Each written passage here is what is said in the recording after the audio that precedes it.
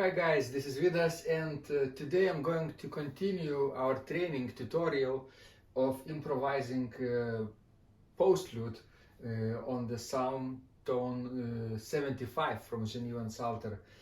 And last time I taught you how to create this ritornello, this refrain, which could really be perceived as a ritornello for a concerto form, a beautiful fast-moving ritornello, but we will use it for our psalm. So let me just recap a little bit how this ritornello sounds first.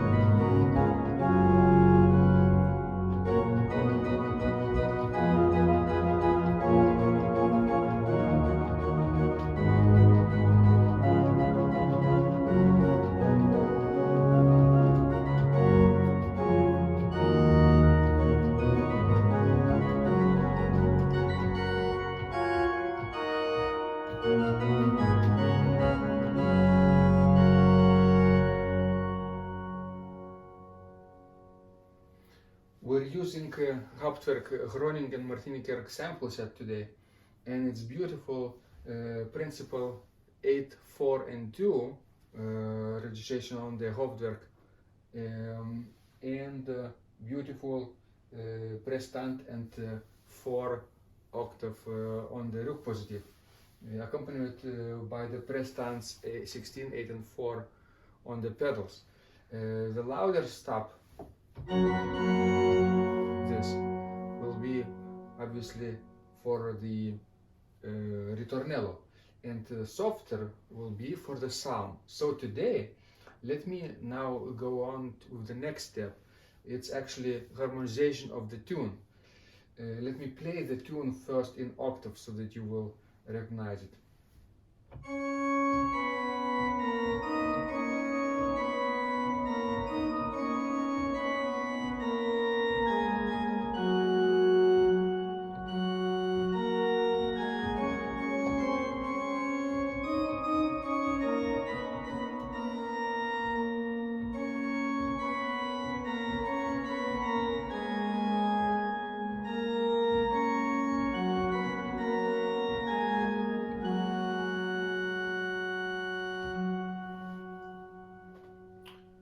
Okay, that's Psalm 75, and it has 6 lines, and after each line we could create a little bit of fragment of this ritornello to remind our listeners, right? So, but first now let's learn to harmonize, and we'll use very simple 3-note chords, tonic, subdominant, and dominant, maybe modulation to the dominant key to the C major when you see B natural on the 3rd line, for example. So let me play it very, very slowly for you first, and of course without pedals. Pedals will be reserved for the ritornello.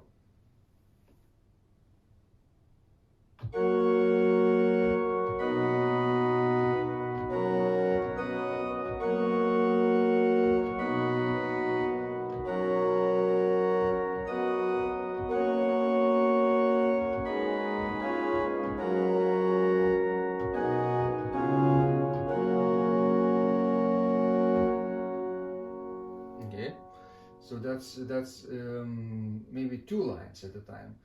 I could enter with ritornello whenever there is a full stop, whenever is the cadence basically, and wherever there is a place to breathe.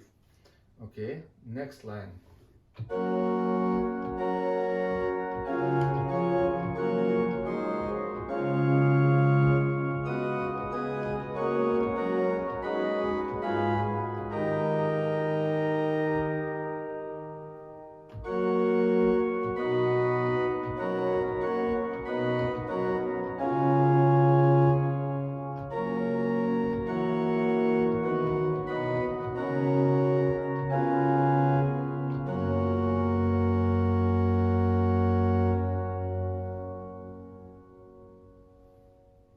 Okay, once you can learn line by line, try to harmonize the tune, and basically familiarize with the tune without the pedals. We will need pedals for ritornello later. So, but use very simple chords. If you don't know inversions of the chords like I did, just use simple 3-note chords in root position like this.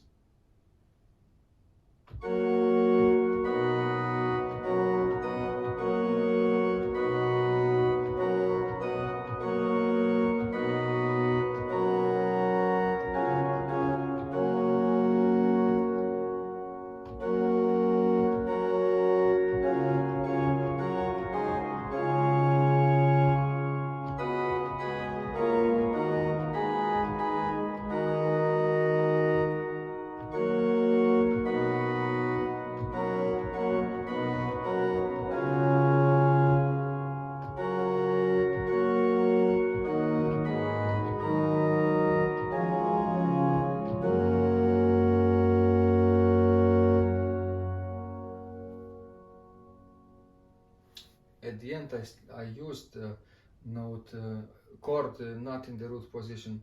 Let me show you.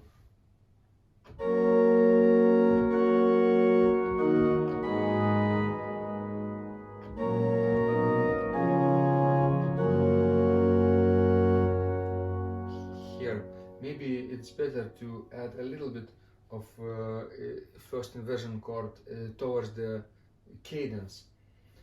All right, it's better.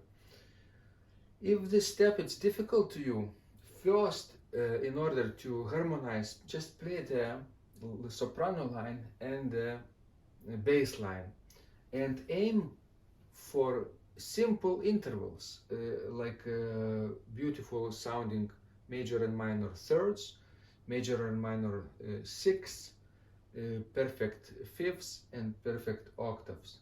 But remember, we avoid parallel octaves and parallel fifths. Just you could do parallel thirds and sixths, but not fifths and octaves. And in order to not to make these mistakes, you just aim contrary motion between soprano and the bass. Let me show you just two voices.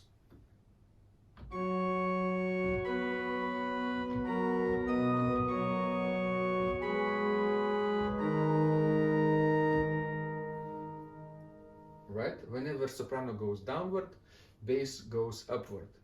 And whenever soprano goes upward, the bass goes downward. It's not always possible to do a nice voice leading like this, but whenever possible, you aim for it, and it sounds very beautiful.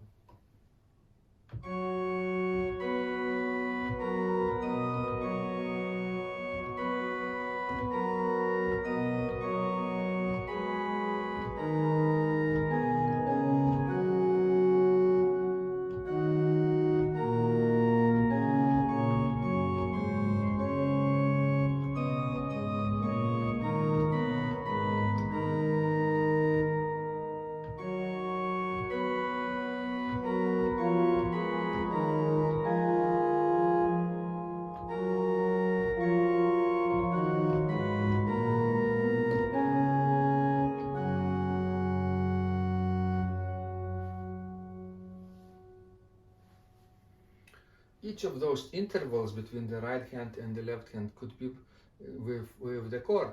You could do two voices in the right hand and two voices in the left hand, or you could have a keyboard harmony closed position, 3 notes in the right hand part, 3 notes in the left hand parts, like this.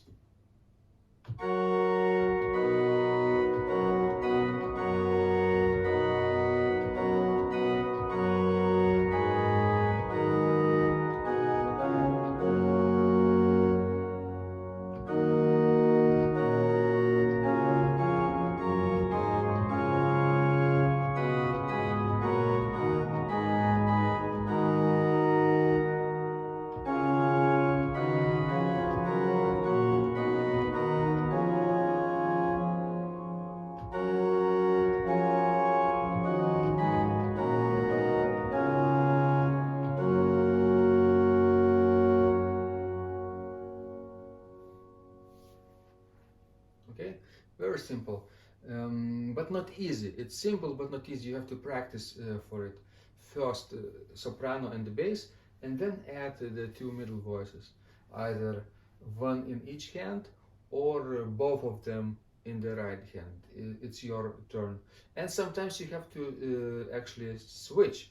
If the position of the chord is closed, then you can do three voices in the right hand. But sometimes you have to do open position between both hands, so then 2 and 2 works fine, like I will play right now.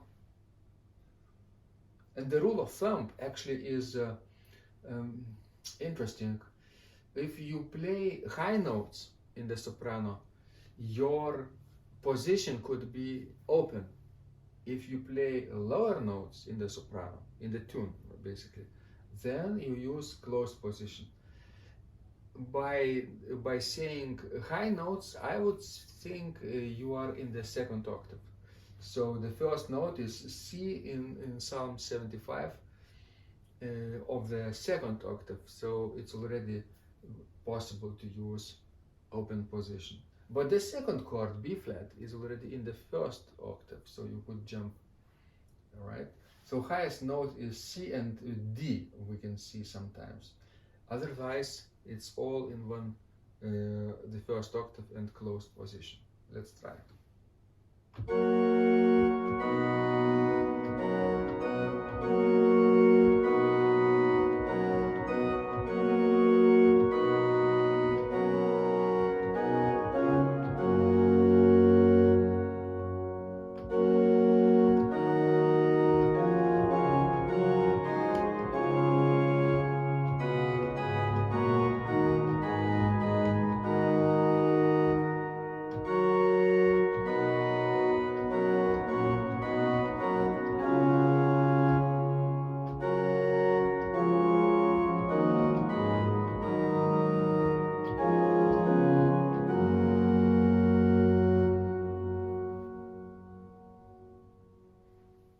Okay, let's now add this opening ritornello, and then I'll play the first line for you.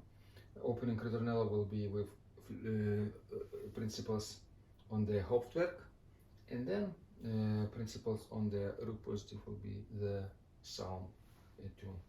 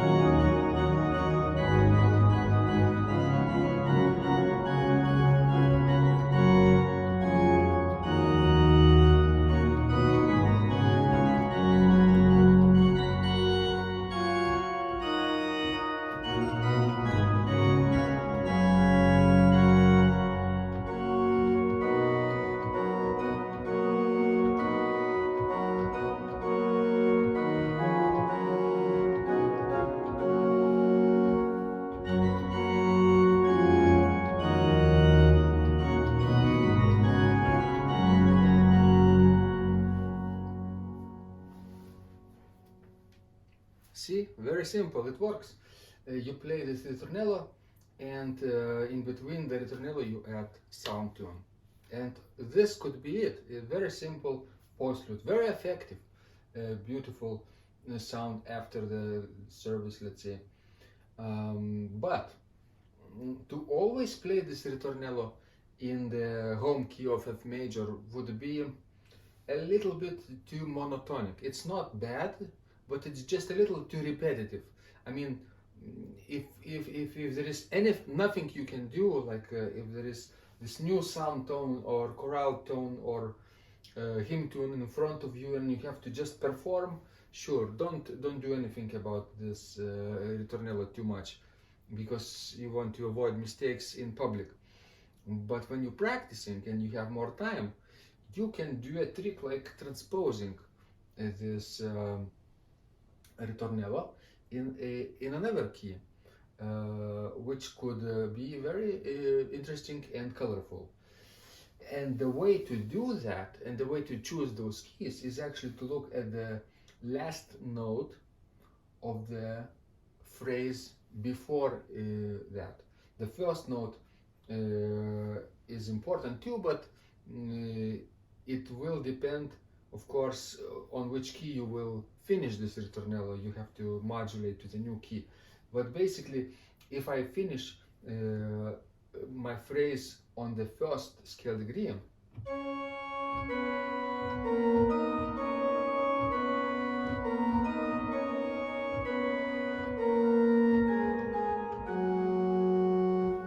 yes, F, this is the first scale degree. So you have two choices. Either play ritornello in the same key, in F major again, or you could choose basically some other key which would work well with the note F.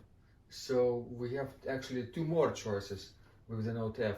F major and plus two more notes. B flat major, which is the subdominant, and D minor. D minor chord works for F note. So if you choose any of those keys, would sound nice. Except those modulations to different keys tend to appear towards the later half of the prelude or postlude. At first, I would probably do still beautiful ritornello in F major key, like repetition. It's a reinforcement of the major key, F major key, home key, and at the beginning it's still not too repetitive. The second time you would repeat it is still nice, but the third time it will be too much. So after the next phrase, we could choose something different. So let me play from the beginning, then the ritornello, the phrase number 1, ending on the note F, and then again the ritornello in F major. But this time we have to look what's coming up next. Coming up next, the third phrase is on the note F, which actually suggests we could still be in the home key of F major, so no problem there, but we have to look. Okay, and here we go.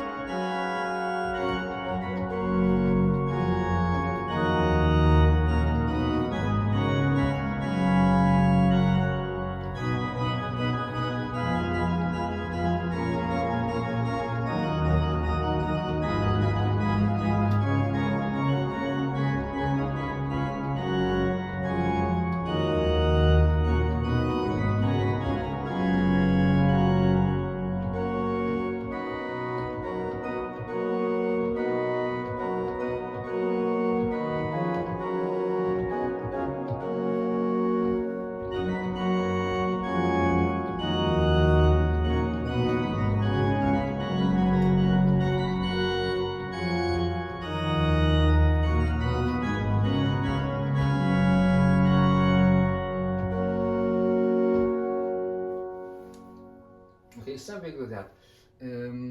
Of course, you could be more precise with your playing and slow down, but for teaching purposes, I wanted to show you the real tempo now. Okay, and now we are on the first note of the third phrase, and we are on the note F, and then we finish this line on the note C.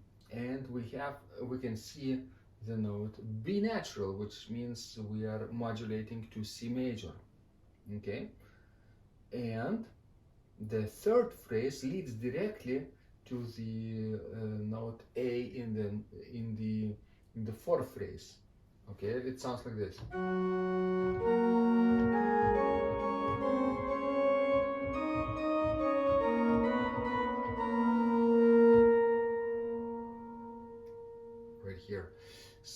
we finished actually not on the note C, but on the note A. So depending on which note you want to finish, to me it would sound not F major anymore, although A would sound nice for F major. I would probably choose a minor key in the D minor, relative minor key, at the end of that fourth phrase, a cadence in D minor. Let's see how it sounds.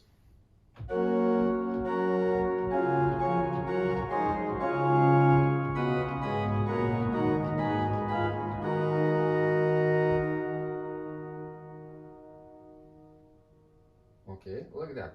Very simple, but you could do better than that. And think about if you're finishing on the tonic key of D minor, this, or if you are finishing on the dominant chord of D minor, which would be this, A major chord.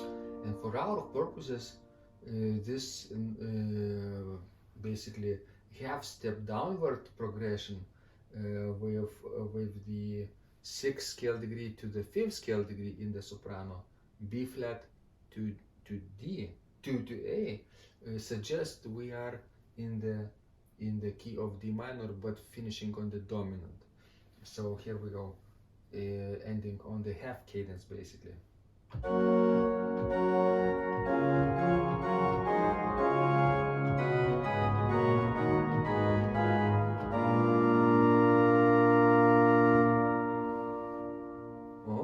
That sounds kind of unexpected. And even though I finished on the chord of A major, we're not in A major, right? We are in half cadence of D minor. And if it was a sentence, it would be like a question mark, right? Better to convey the meaning of this passage in linguistic terms. All right. So the reason I'm telling you this is that after this note A, after this A major chord, we need a ritornello again. And how to choose the key for the ritornello is very simple. We look in which key we finished this phrase, and we finished not in A major, but in D minor, right? In D minor, half cadence and ending on the dominant chord. So next, the ritornello could start in D minor key. Okay, so let's try. I'm playing now ritornello. Ritornello before this third phrase, and then the third phrase, and then the next ritornello in D minor. Okay.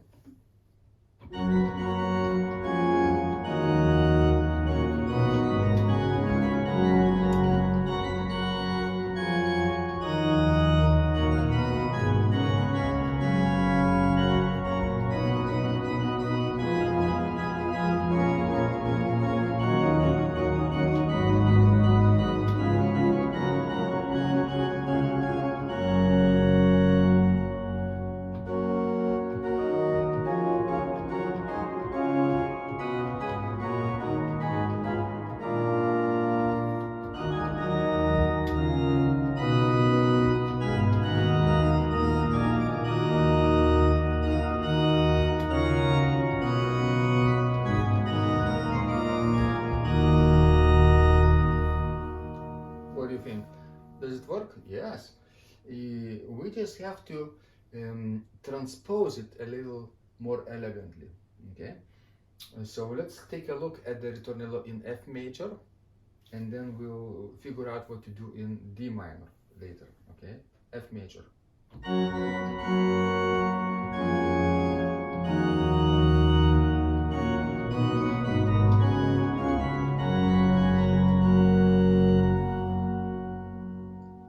In D minor, it will sound like this.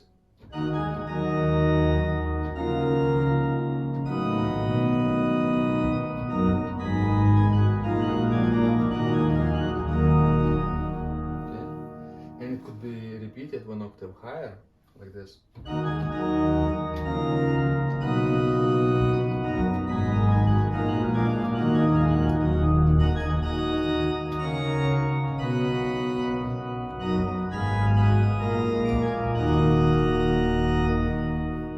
Okay, and then there is the sequence in the circle of fifths, and we have to figure out in which key to end. Because the starting note of the next phrase number 5, is C. It could mean actually several things, a number of things. It could mean F major, but it's not very nice to be in F major in the middle of piece again, in the second half of the piece. It could mean C major, which could work, but then we have to add B natural in our sequence somewhere, and then it could be A minor too. A minor, because C note belongs both to C major, to F major, and also to A minor. Okay, both C major and A minor could work really well here. Let me do modulation to both keys. First to C major to see how it works. D minor and ritornello first.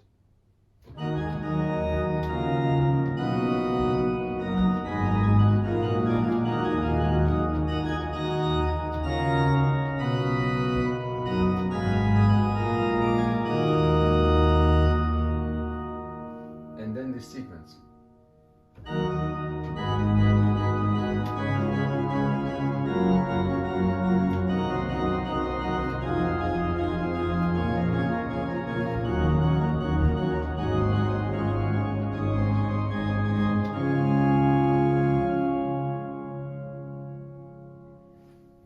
But we have to end the sequence in the new key of C major.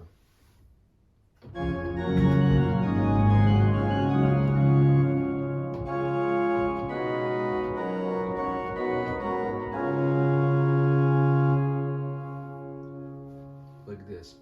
Okay, this is maybe a nice place to stop, but it's maybe too short. So maybe I will continue our harmonization of the tune.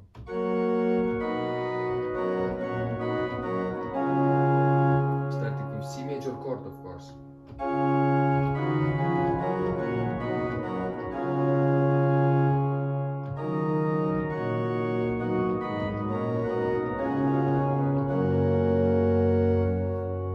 Okay, like this.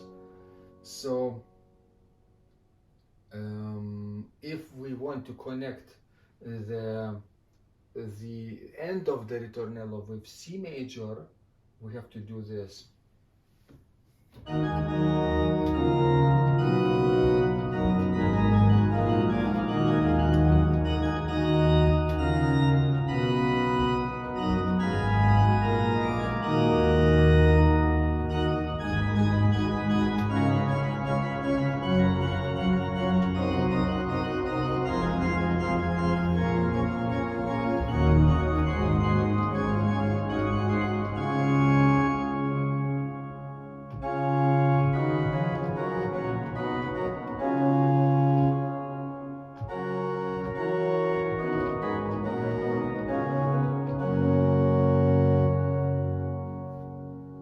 It could work, but I ended the ritornello in C major key, right? And then we have C major chord again, and it might sound not sound very nice. So what we could do is actually to finish in C major key, but start in another chord, in F major, for example. All right, it could work like that.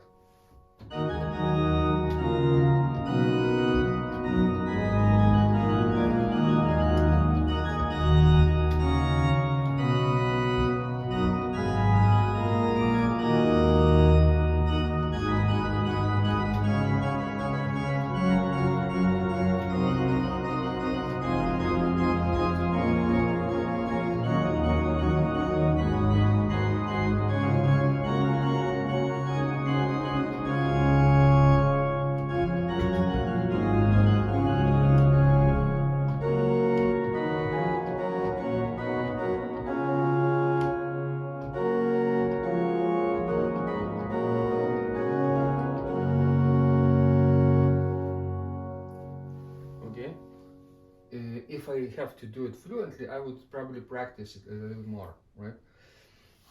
But next could be our sequence ending in A minor key, and see if you like it even more. So starting from D minor and ending in A minor key. And then your first note could be either C major or F major. Both of them would work. Okay, here we go.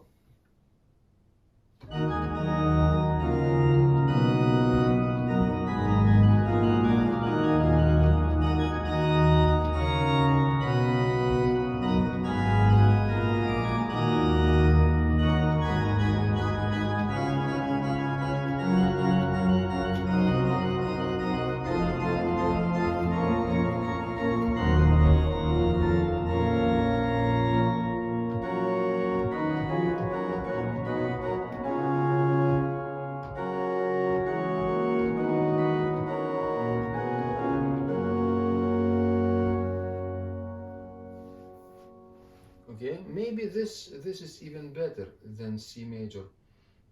I like it actually, ending in A minor. Okay, let's do it one more time.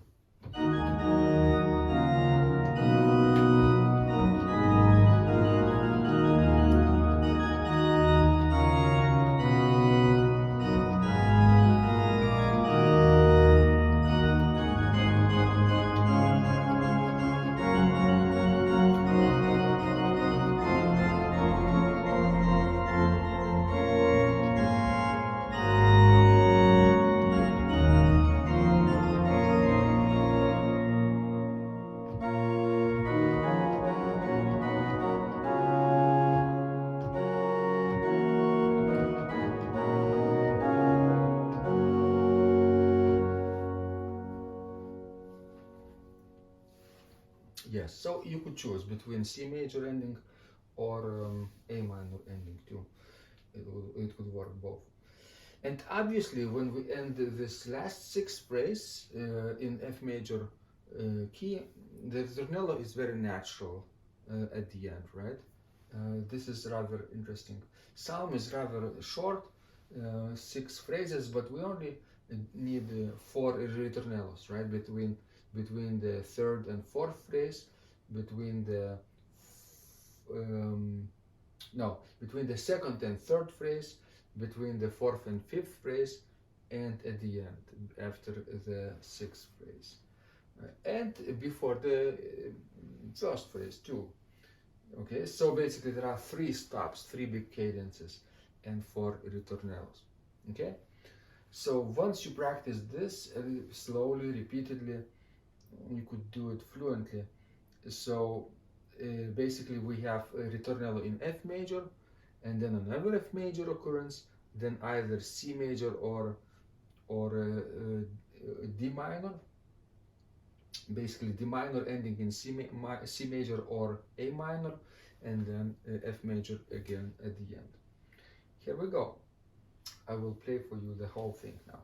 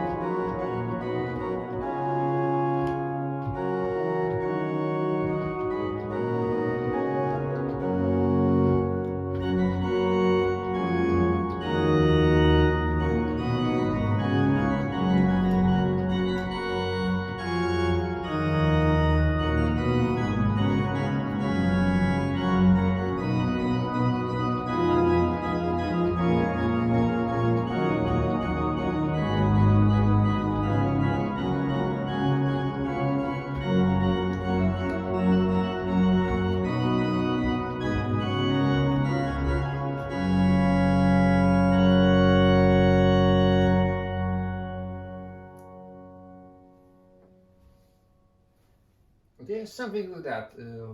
Our postlude could always be different each time, a little bit different. It's all in part of improvisation, and sometimes it's this way or that way, ending on one key or another key. It's not that difficult and not that important to follow exactly each time your template, but be a little more flexible with each time. Then, actually, in real time, when you want to perform for other people, then you will feel more secure, more free, basically, with your improvisation. So, thank you so much. I hope you enjoy this training, and keep up your practice. Let me know how your practice goes.